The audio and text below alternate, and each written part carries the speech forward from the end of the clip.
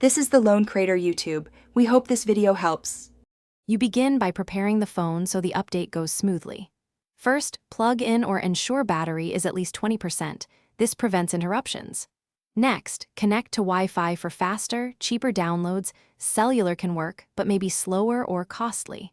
Once connected, back up the app or device. That protects your settings and transactions if anything fails. Now open your App Store, search your bank app, and tap Update when available, so the new version will download and install. You continue by observing the installation closely. Tap Update and watch the download progress. Pause or cancel if data usage becomes a concern. During installation, the app may request permissions. Grant only what's necessary for banking features to protect privacy. Once installation completes, open the app, sign in with your usual credentials, and verify core functions.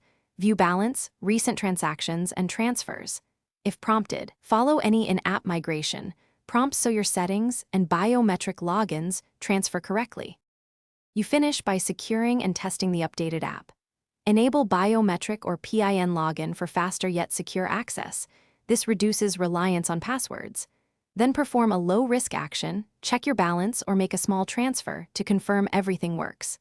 If something goes wrong, try one key troubleshooting step. Clear the app cache, sign out and sign back in, or reinstall the app. If needed, restart the device. If problems persist, contact your bank's support with error details and app version. Thanks for watching. Consider subscribing if we helped you.